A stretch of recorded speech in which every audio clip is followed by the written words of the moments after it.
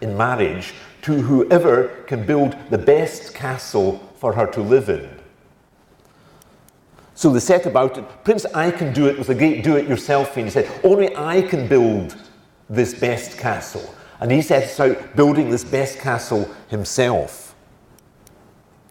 Prince Bayatol had a different philosophy.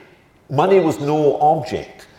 He looked up the Palace Gazette and bought the most expensive castle that money would buy from the Palace Gazette. And the third prince, Prince Perfect Parts, had a different strategy. He got the advisor to the princess, knew what sort of things she wanted in a castle, made a list of these, and then did a search on the fairy web to find where were the best suppliers of these materials, and then reassembled these into the castle. Now, a year passed, and the king and the princess went round the castles. Prince I Can Do It, they were furious that the daughter should be expected to live here. It wasn't finished, the castle, and what was finished was not very good. Prince Bayatol, the castle was there, but the princess just hated yellow castles, and it obviously didn't work very well in the climate. But Prince Perfect Parts, the castle was all there exactly with all the parts that the princess wanted in the castle. And he got the princess's hand in marriage. Now, what's the story? Well, I think when we're developing for the future new learning programs, there are preparation problems. No one school, I'd argue, looking to imaginative e-learning and other authentic learning programs in the future can do it all themselves. It needs to be a collaborative effort. Nor can they just buy it in. Some new medical schools have just tried to buy in a whole curriculum. And this hasn't worked very well either, because it doesn't suit the local situation, the local students, the local context. And what does work is this notion of reusable objects. Getting in objects that you then create your own program from, reusable learning objects. And I'll just show a few examples from this bank of objects. In the cardiovascular system, there's something like 2,500 of these learning objects from which any of the schools can make up their own cardiovascular system program. This was just one animation, and you can go through see what the rest, constriction and dilatation is. So just short episodes from different countries of experts talking what they feel passionately about.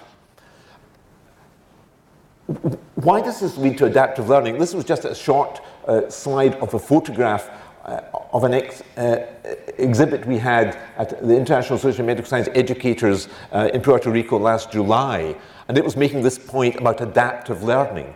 And it was saying that with this sort of resource, students can choose the content that suits them individually. And each student chooses different content. Students can choose a learning strategy. They can start with the problem-based learning. In the bank of objects, although I didn't show it, there's a whole set of virtual patients.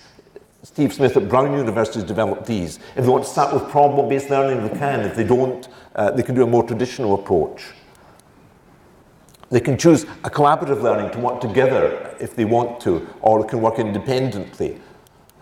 And they can choose different roles of the teacher. Do they want the teacher as an advisor, tutor, or assessor? So the student can make up their own learning strategies and their own learning program. So it's just for me learning. Learning geared for the individual student. And I think the other interesting feature in adaptive learning is what's been called just-in-time learning. Learning when students need to know it. I was always struck in my endocrinology teaching, my lectures happened to be in October every year, but one had students attending my endocrine clinic throughout the year. So I may have a student with me in March, and we'd be seeing a very interesting patient with thyroid disease. That was my particular area of interest. But it was a very busy clinic, and I had a number of students, and I didn't have time to give them a mini tutorial on this type of dysharmonogenesis that this particular patient had, for example. And I would say to the students, I found myself saying, well, in my lecture in October, you'll understand this better.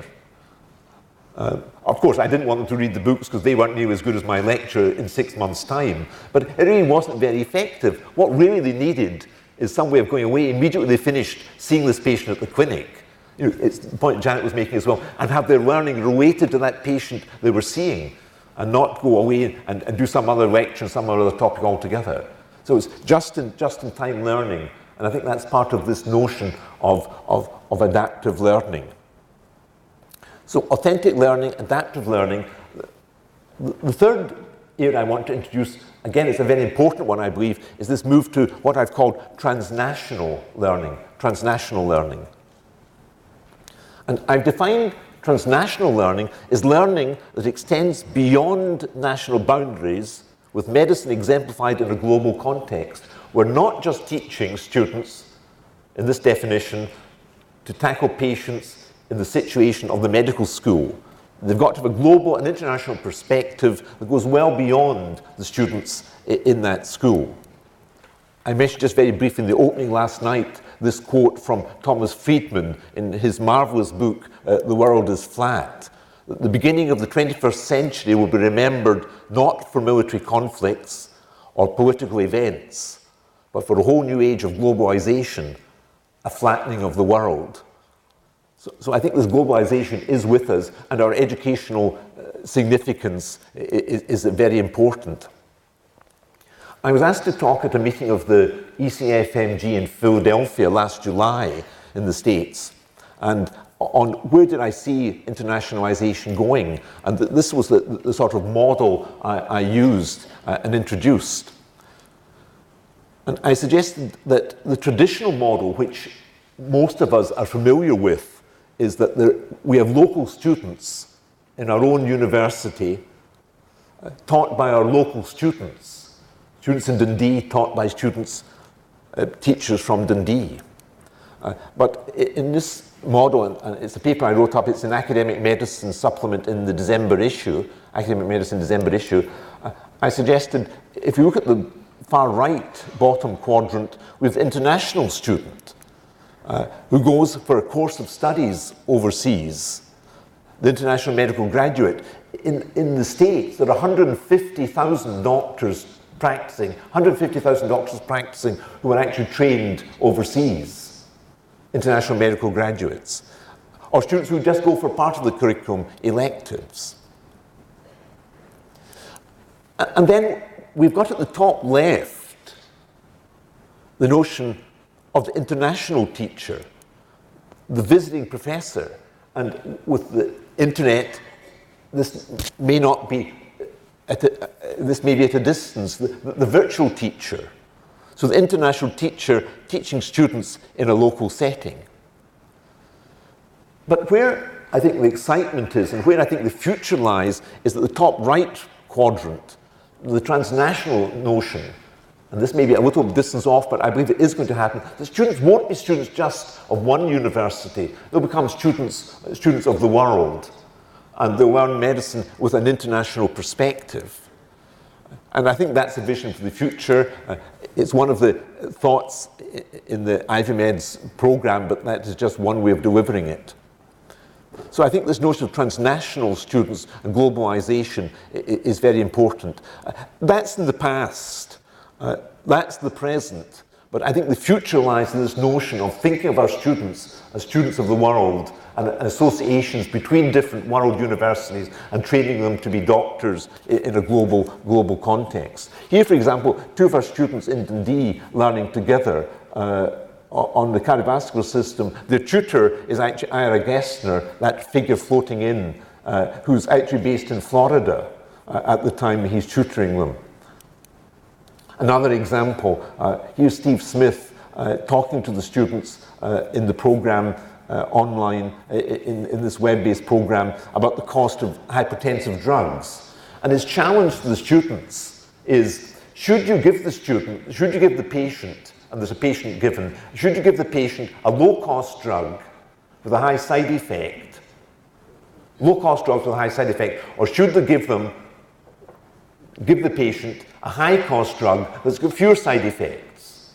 What will you do? And the students then have a discussion, and it's fascinating to see a group of students from Australia, North America, Singapore, Hong Kong, UK, discussing this online with a tutor, how would they manage this patient, and the very different attitudes to should they give a low-cost drug with high side effects or a high-cost drug with low side effects.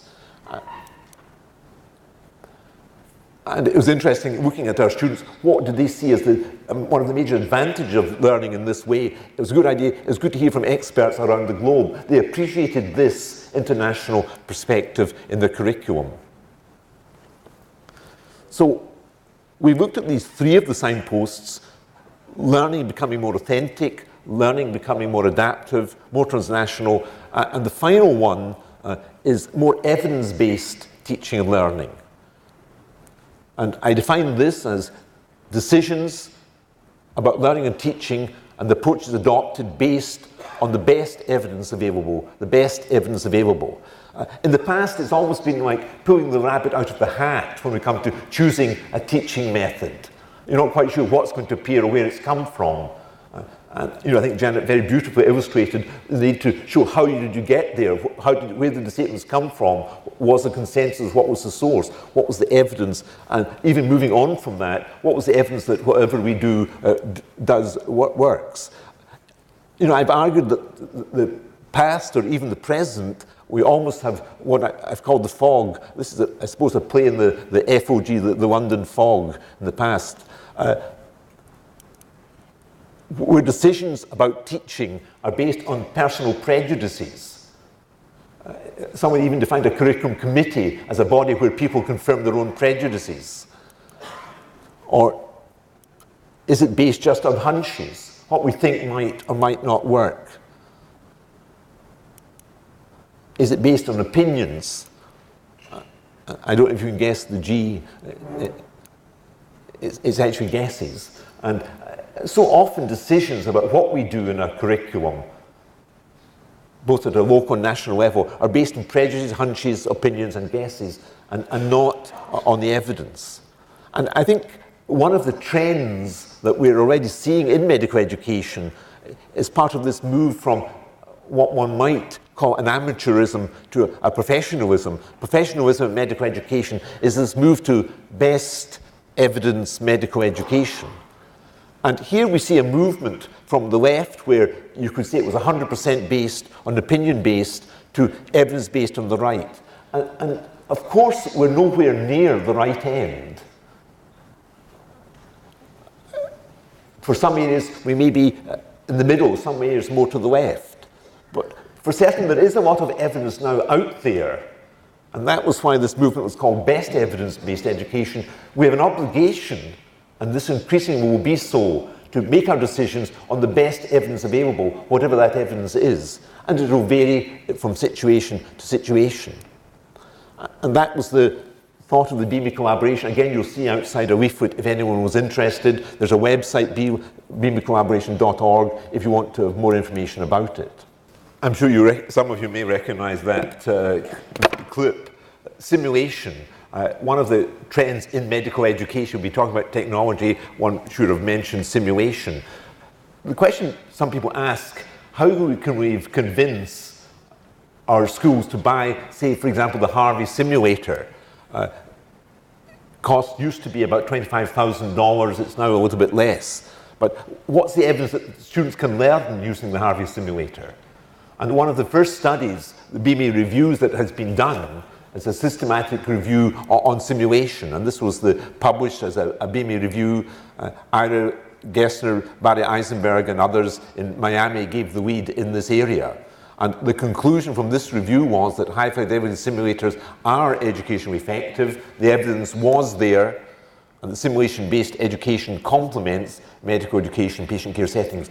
It doesn't replace it, but it also went on in the systematic review to say, if you're using simulation, here are 10 things we know about from the literature that will make it more effective.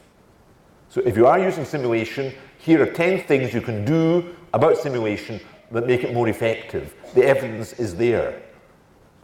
So evidence-based medical education. There's now published another 6 reviews, systematic reviews. One is on early clinical training. So if anyone's interested in that, you should look at the review in that area. And there's about another 10 of these underway at the moment. So evidence-based education. So we are moving, I believe, to a new world in medical education. And I've tried to suggest that perhaps 4 signposts are these. The notion of making learning more authentic, making the doctor more capable to do the work of a practicing doctor, coping with the reality of medical practice. And I suggest that one of the key developments there will be the move to outcome-based education and more practical learning situations. Adaptive learning, a major challenge. How can we adapt the learning to suit the individual needs of the students, both in the content, learning styles, and strategies? So it's not a school will become problem-based or not. That is a redundant argument. Within a school curriculum, students should be able to have a problem-based or not problem-based curriculum.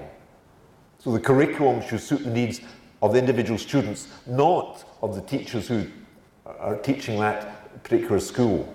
So we've got it the wrong way around. The adaptive curriculum. And transnational, a challenge that we are living in a global world, that we should seize the opportunity, not just pay lip service by having a few additional sessions in international. We should actually look at our students, working together with students from other countries and learning what's medicine like in these other countries as students. And then they can look at how the particular advantages are or disadvantages in their own context. And lastly, the point about evidence-based, that we make decisions on the evidence that's available in terms of our teaching. Not perfect evidence, but some evidence available, and we make it in each case as appropriate. And I wanted to end with coming back to you with the question that which trend do you think will have the greatest impact on medical education of these 4? Is it authentic learning? Is it adaptive learning?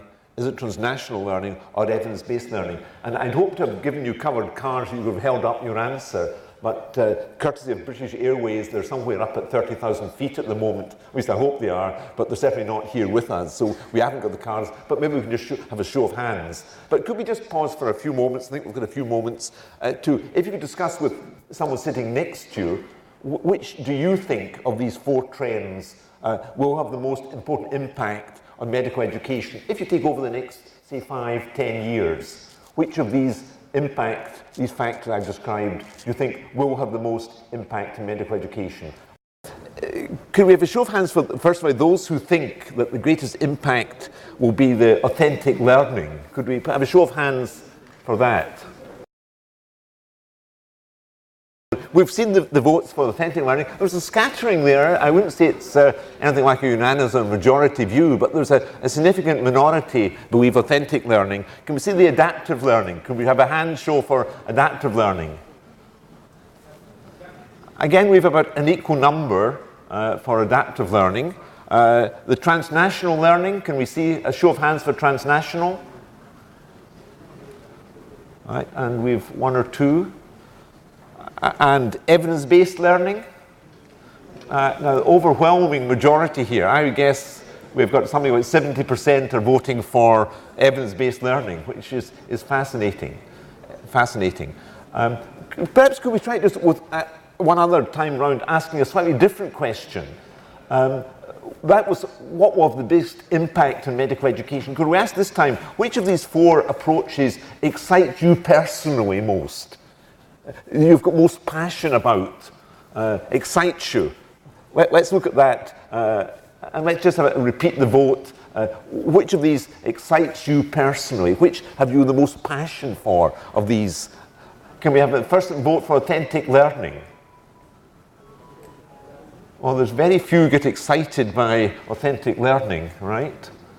A number, significant number, but a very much minority. Adaptive learning? Right. Again, we've more this time for adaptive learning, so that's obviously exciting you more. Transnational learning.